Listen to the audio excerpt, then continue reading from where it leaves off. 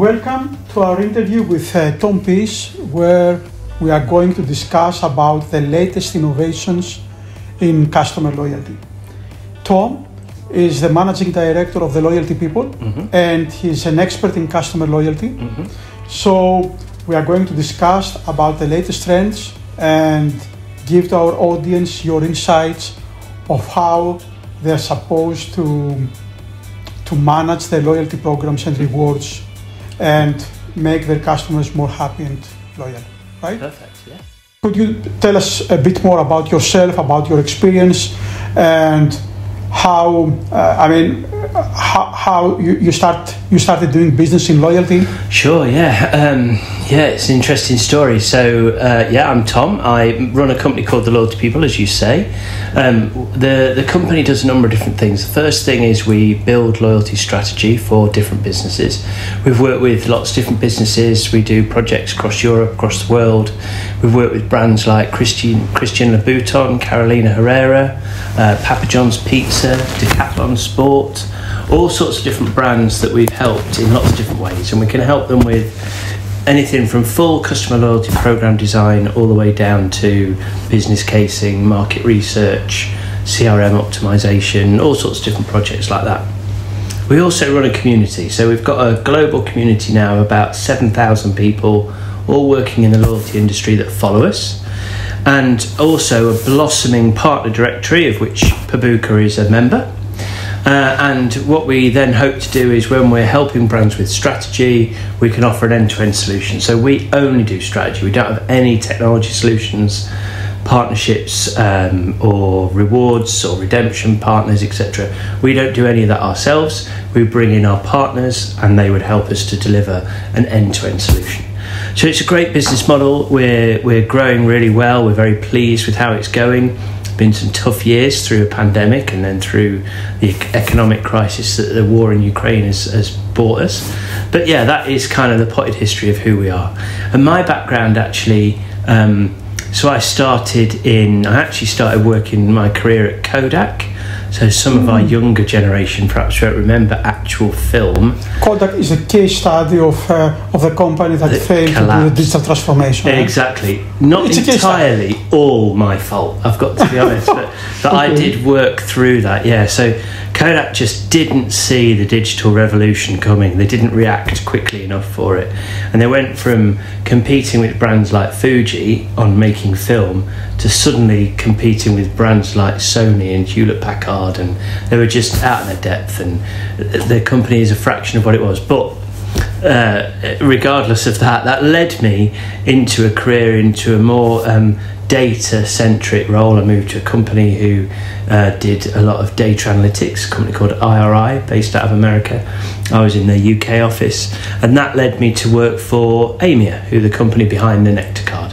Worked there for many years and really got the loyalty bug. For me, I like the sales and marketing side, but the loyalty part of marketing is kind of the clever, the mathematical, the interesting bit for me. Not to say that the fluffier sides of marketing aren't also enjoyable, but I enjoyed much more the data side. And then I've worked for a variety of different loyalty businesses before working with the Loyalty People.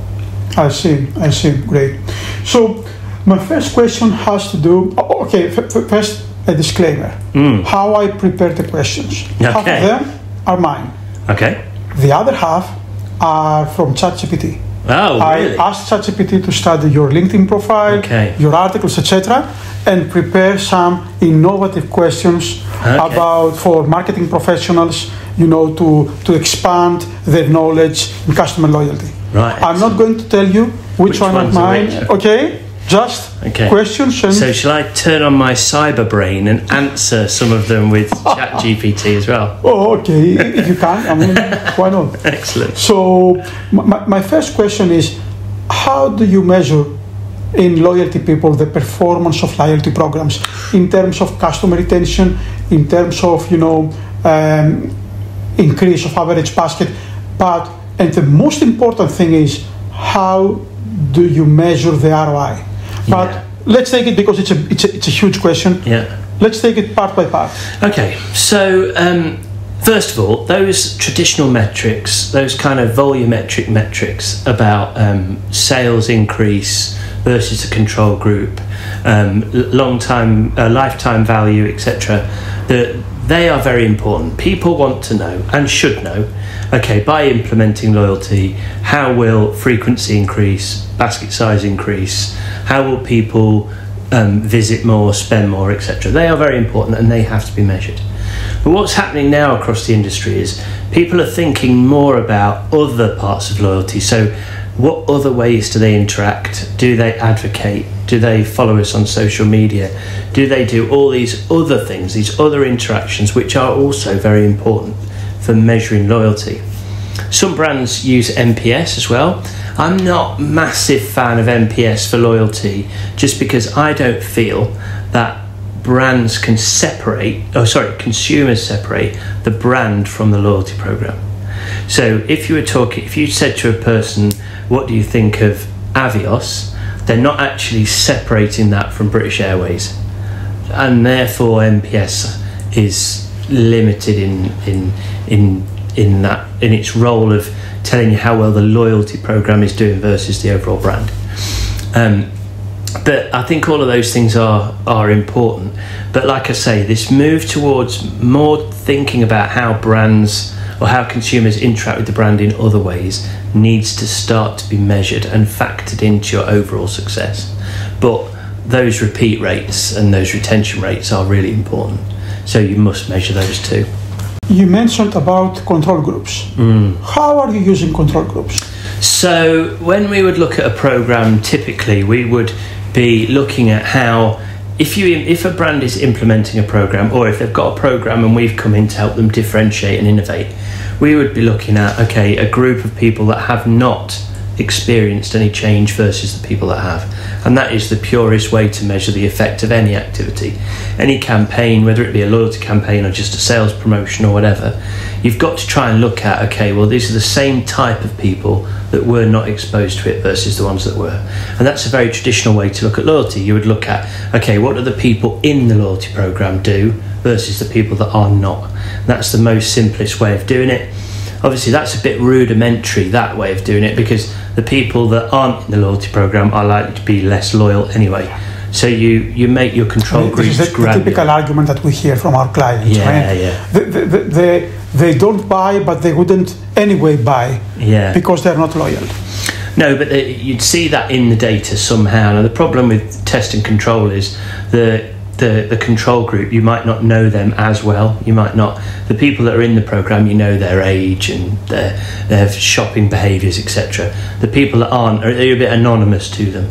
But it's still a valid comparison, and it's the best way to say, well, especially if you've grown loyalty over time, you can see how the volumetric measurements are going up.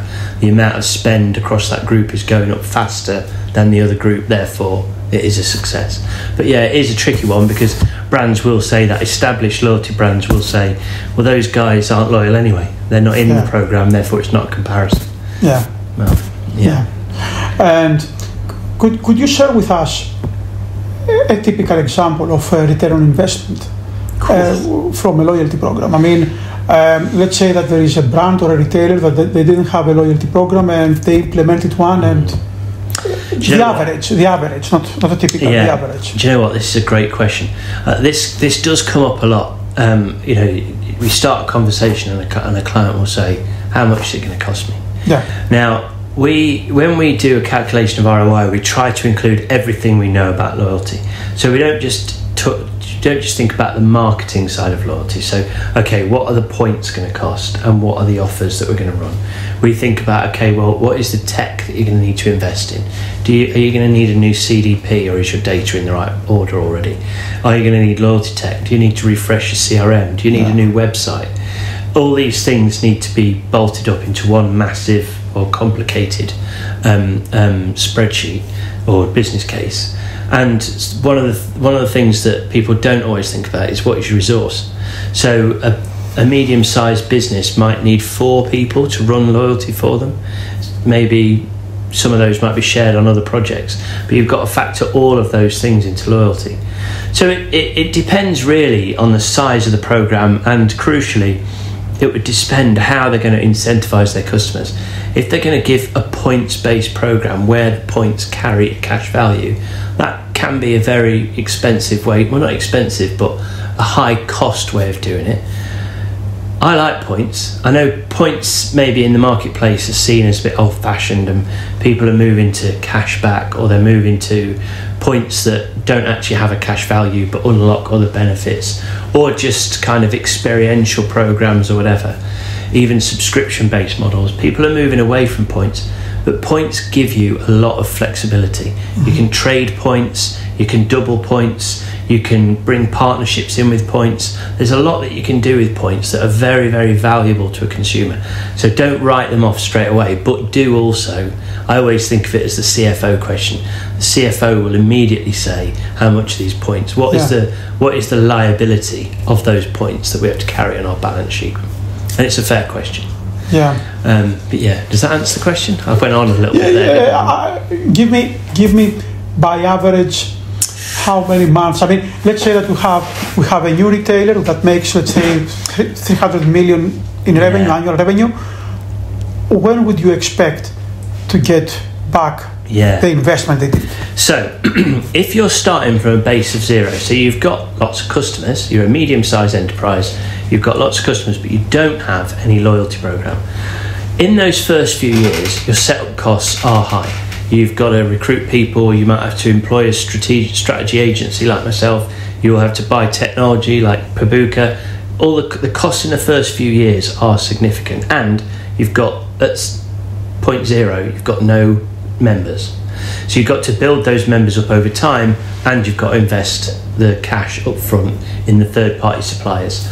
So we would normally look at somewhere between 12 and 24 months to break even, and then after that point you're starting to really get a good return back.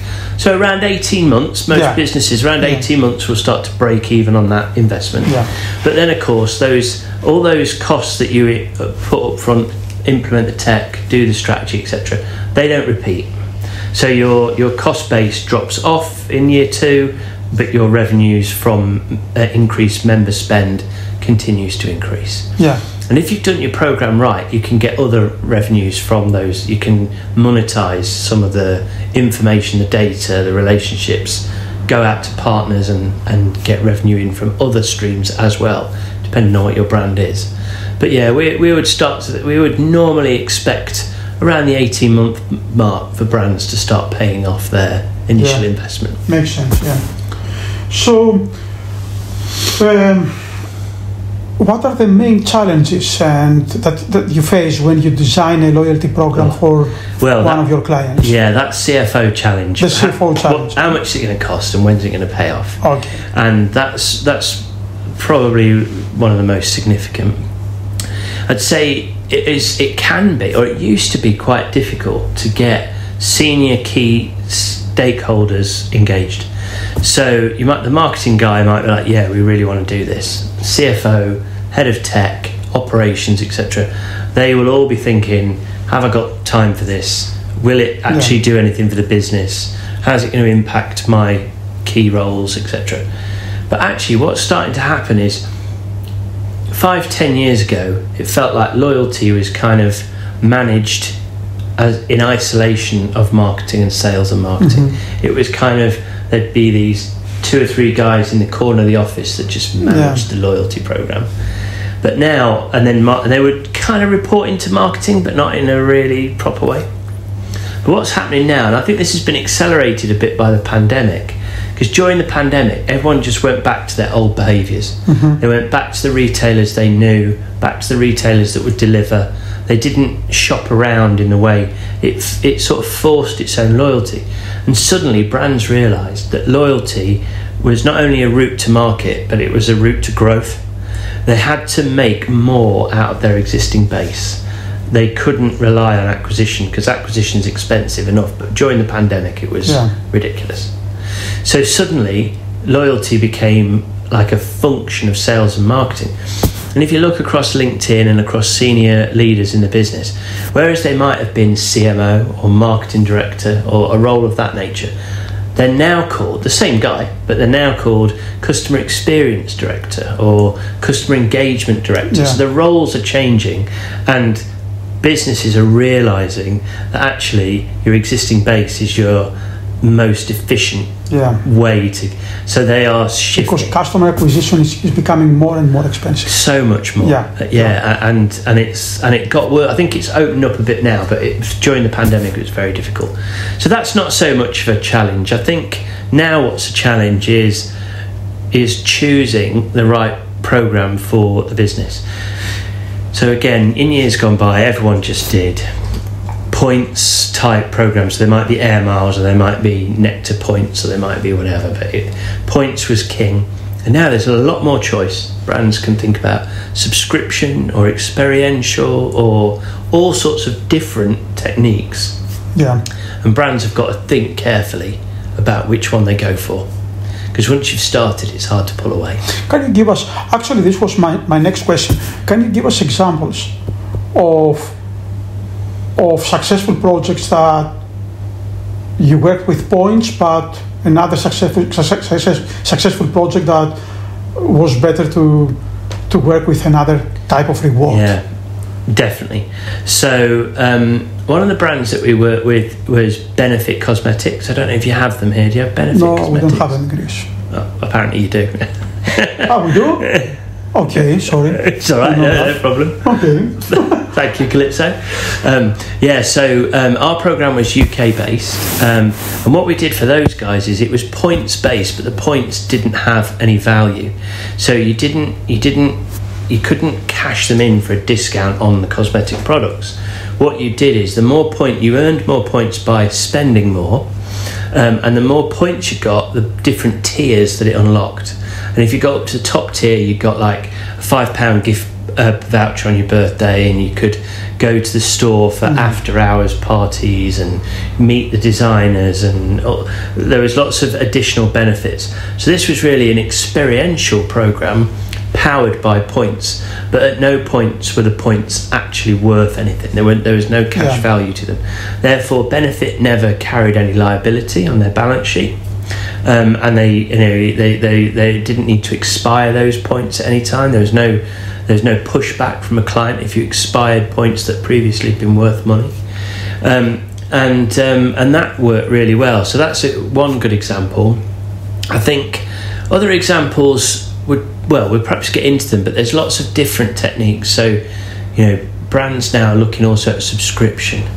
And subscription is really good, because subscription there's loads of reasons why you would do a subscription, but if you can get someone to pay for their loyalty, then this is the genius moment, really. But only the strongest brands can do it. I mean, yeah, maybe, I don't know. I think because it's proliferating, I think actually lots of businesses can do it, but where it works is the value proposition has to be really easy to work out. So in the UK we have a brand called Pret a Manger. Maybe if you've been to London you know them. Coffee, sandwiches, etc. And they've implemented for £30 a month unlimited coffee, or unlimited any drinks.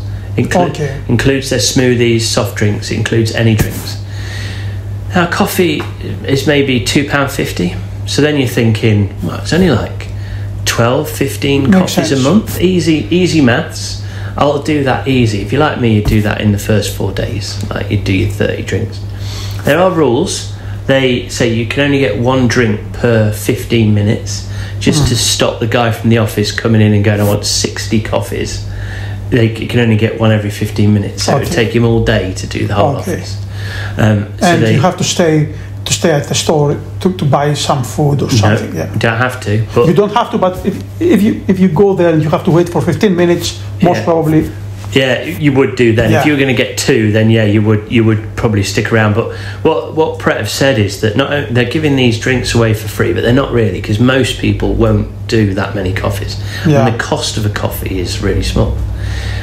So I'm sure they're making money out of the subscription, but then most people, when they go in for their free coffee, they'll buy a sandwich. So it works really well. Now this has been tremendously successful. I've spoken to several people, not from the industry, just people I know, and they say now that they will walk past a Costa, they'll walk past a Starbucks, they're on Google Maps, and if there is a Pret within 10-minute walk, they are going, because psychologically they've paid for that. Pay the subscription. Exactly. Yeah. So they're walking, and it's decent coffee. Yeah. So that has worked really well. Now, Pret is a fairly a big coffee brand in the UK, but it's not as big as Costa or Starbucks or some of the others. So they have really, to your point about do you have to be a major brand? Yeah. I don't know. I think if you get the proposition right, then it can absolutely fly. The only thing I'd say about a subscription-based model is you'll never get the same level of penetration as you would from a normal program, a free program. But brands would then say, well, maybe we don't want tail, that sort of tail of people who join the loyalty program but don't actually spend that much or aren't that loyal. Well, we don't care about them. I mean, it's a big problem for airlines. 80% of the people in an airline program are loss making for the airline. It's only those guys that travel 4, 6, 8, 10 times a year that really make it work. So subscription cuts all the tail off. Right. So my next question is, how do you believe that the technology and especially artificial intelligence is going to influence the business part of the loyalty programs? Wow, good question. I mean, I'm really old, so I don't get AI at all. I don't understand it. Maybe you do because you work in a technology field, but it scares me a little bit, I'll be honest. But it is creeping in. I mean, what I would say is actually machine learning has been around for 30 years in terms of brands like Tesco Clubcard, or any grocery brand, Nectar brand in the UK, because I've worked with Nectar. They have used real-time data analytics to look at different behaviours and trigger an offer, whether it be a coupon that comes out at the till point or whatever. They are looking at the data and reacting in real time, and that is machine learning, but that's a type of AI. So that's been around forever. Where I think AI is maybe limited right now is the customer care bit. So I cannot stand it. You want to speak to your bank, or you want to you've got a problem. So maybe, I don't know, you're overdrawn, or you've got a flat tire on your car, or something has happened, your washing machine breaks down, and the first thing you do when you make contact with the business is go, oh, you have to speak to our chatbot. Drives me insane. And you can't even after ChatGPT. Yeah, I mean, because with chatbots it's before ChatGPT and after ChatGPT. So even ChatGPT enhanced bots. Yeah. Okay, so you're not satisfied. Well, maybe my bank, my car dealer, whatever, maybe they're not using ChatGPT, but when these things happen, I find it painful. So the first thing I do is, are you a robot? Yeah. And it goes, no, I'm not a robot. And you think, you are definitely a robot. And I think that with the customer care and then you perform a Turing test. I mean, start making questions to figure out if it's a bot or. No, but I'm going to now. I'm going to research that. But I just want to speak to a human. I just think it's easier and quicker. I don't know why we have to go through the chatbot thing, because like my bank, the chatbot can tell me what my balance is, and it can tell me all the things that I can get in the app. Yeah. The reason I want to get in touch with somebody is because I have a problem I can't solve through the app. So why is the chatbot filtering? I'm going to tell you why. Because we did a project with ChatGPT technology for a digital bank here in Greece. Yeah. You will be amazed by the level of expertise that the bot shows towards the customers, and it's 24/7. Yeah. It has lots of patience. Yeah. I mean, I may start chatting and then write an email and then continue chatting, and the bot is there waiting for me. Yeah. So there are advantages, and I strongly believe that within 2 to 3 years, the technology will be better than a junior human agent. Yeah, that frightens me a little bit. But yeah, okay. I think you're right. It's probably coming, and I just think right now that customer care isn't quite there. Okay. Maybe it is in some cases, but I think as soon as your customer care, your need is even slightly complicated, the ChatGPT can't help you, or the chatbot can't help you, and I want to speak to a person about it. Remind me to demonstrate you the latest Pobuca bot for customer service. Right, okay. You will be impressed. All right, okay. I'm going to Turing test it. yeah, do whatever you want. I mean, you will be. Oops, AI is coming. Okay, so another question that is a bit related with the previous one is, how do you treat the younger audience, younger generations of customers? I mean, do they behave towards loyalty programs the same as older generations do? No, they do not. Okay, they are a bit of a nightmare for us old people to fathom. And actually, the reason I'm in Athens, thank you very much for lunch and for this opportunity to speak today. But tomorrow I'm actually presenting at the Bucias loyalty event, all about Gen Z. So I'm going to be talking about how Gen Zs react to loyalty, and it is very different to the rest of us. They're very good researchers. They therefore don't always just default. So I would always. Where I love an Avios point. I can't get enough Avios points, and for me it's a value proposition. I'm not particularly wedded to British Airways, if I'm honest, but I will fly British Airways every opportunity I can. I go on their website at Christmas, do all my Christmas shopping, collect Avios there. I have an Amex card which is Avios, collect as much Avios, and the reason is January sales, and then use those Avios to part pay or fully pay for the family holiday. Great. Free money, in my view, and that's my generation is like, well, that's what we use loyalty for, is what we can get back, monetary value. A lot of us think like that. And what's the difference with Gen Z? Well, they're researchers, so what they will do is they'll think, well, I'm just going to pick the best flight at the best price for what I want. So they might think, well, I don't mind flying early morning, or actually I want to fly midday. If that costs me a bit more, I don't mind. So then I look for the airline and they just research and they use all the aggregators and apps that are out there. So therefore, they're not thinking I must use BA. They're thinking I must research to find the best flight for my needs. I see. So they don't default is the first thing. They are not afraid to search. No, because they are born with Google. Yeah, and they know that they can search easily for everything. Correct. Okay. Yeah, so that's a big thing. So they don't just default. It's difficult to incentivize them to default. Yeah. Because they will just think, well, there might be a different flight that meets my needs better, and they just move. All right. They also, let me think about what else. They don't remember a time before the internet. Can you imagine that? They just can't. They can't remember a time when the internet, mobile phones, or smartphones, etc., existed. So their expectation of how technology and data all links together, their intuition around that is just way in advance of ours. And on that basis, they just expect the brand to know who they are.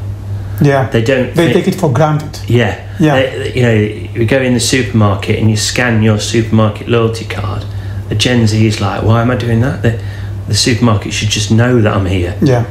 Why do I have to do that? Why do I have to carry this piece of plastic around? It doesn't make any sense. That's just how they think.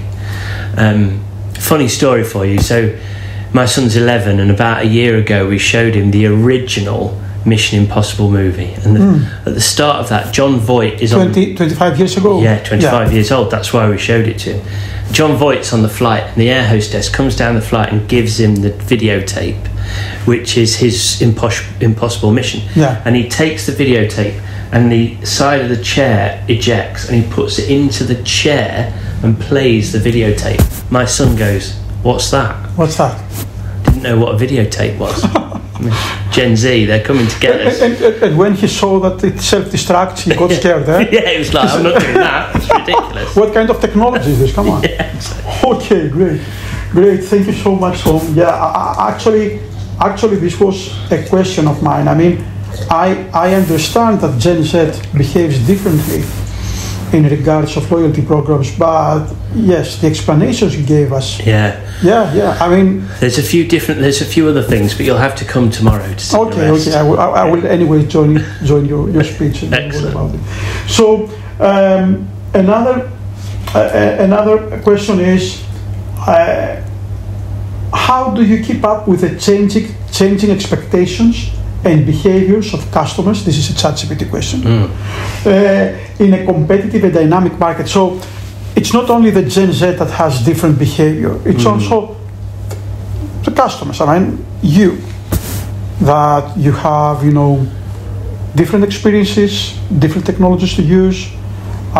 We used to search in Google, now we have ChatGPT and Bing AI asking questions.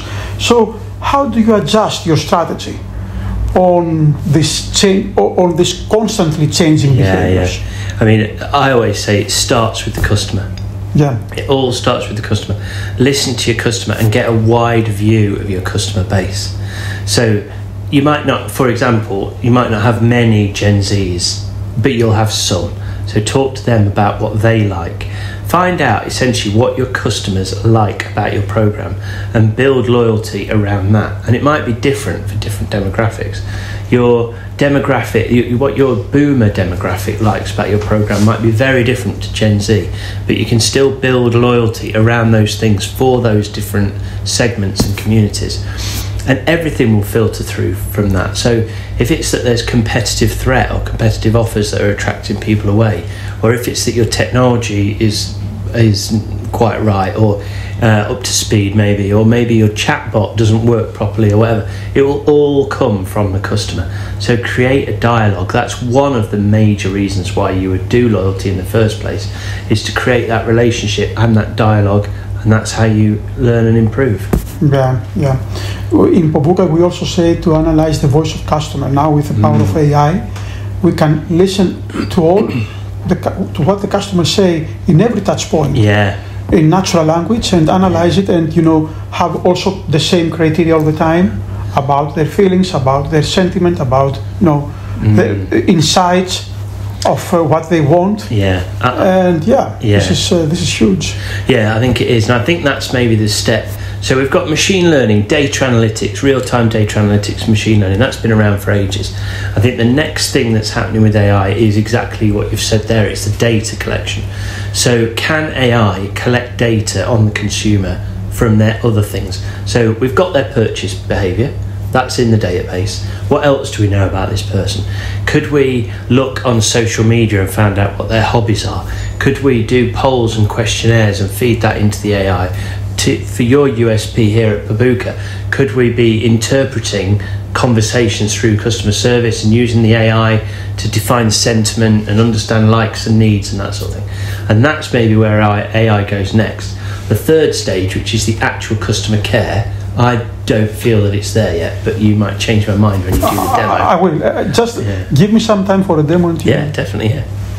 And the last question from my side is what are your predictions and key trends for 2024 in loyalty? I mean, if I ask you about the future, what is coming, and I'm not saying future 5 or 10 years, I know that it's impossible to do. Yeah. Let's say next year, 2024. Yeah, good question. So I think there's a few things that are going to be quite big next year. I do think, so subscription-based loyalty is not a new trend. I think it's been around 5 or 6 years, but it is growing in importance and growing in popularity. And I think we will see more and more brands do subscription-based loyalty. They might either do subscription only, or they might do subscription as part of their existing program. So you can see airlines and hotels and things like that. They're now saying, okay, well, maybe you don't travel enough to be in the platinum membership, but if you want to be in, you can just buy in. So brands are starting to do these kind of paid for options as well. And I think that will be a trend. It's not maybe a new trend, it's just a trend that will continue to accelerate. A trend that accelerates. Yeah. I think gamification is going to be quite a big one. And I think what's going to happen with gamification is that lots of brands do kind of spin the wheel or just little fun games like that. And it's gamification, and that's quite cool, and it's a way to engage the customer outside of the purchase cycle. And it's a really good way to collect data and then feed that into the AI to build up a profile of what the customer likes and does and hobbies and things like that. But I think what's going to happen with gamification is what I've seen, which I love. I mean, I don't use it, but I love that they're doing this. Is Duolingo have gamified their platform really cleverly. And what they are doing is they are going more to a computer game type view of gamification. As loyalty managers, we're always told, don't put friction in the system. The consumer engagement should be frictionless. As soon as you put some friction in, you'll turn the customer off. But that's the opposite. But sophisticated gamification, isn't it a friction? Yeah, I think so. I think you add it in. So if you think about how a computer game works, it's hard. It's easy to start a computer game, gets you hooked, then it's hard to finish. It's hard to get to the next level. It's hard to finish the game. Right. It's hard to beat the best teams in the football, whatever. And that means that the person doing it has to work at it and work at it and work at it, and eventually they beat the end of level baddie, and they feel amazing. Finally, they've done it. They have this rush of endorphins. They feel euphoric, and they think this is amazing. And then they are hooked to that game, and that game now has an emotional connection. And that is what I think. Isn't it too expensive to build an engaging video game? I mean, the video game industry It is, but there are little things you can do within loyalty. It doesn't have to be a big old computer game. But if you think about what Duolingo have done is they've turned using Duolingo into a Snapchat type thing. So on Duolingo is free. There are premium versions that you pay for, but Duolingo you can join for free, and they do one every day that you use it. It adds up, and you can get a streak just like you can on Snapchat. So you're basically building a streak. And I spoke to a guy the other day, and I used this example, and he said, I'm 1,200 days. So he's 2.5 years in, never missed a day on Duolingo. Wow. How clever is that of Duolingo? So Duolingo have got these people out there that are 2, 3, 4 years in. This is really clever gamification for loyalty. So well done, Duolingo. And I think that we're going to see a bit more of that next year. I see. Yeah. Great example, Tom. Thank you.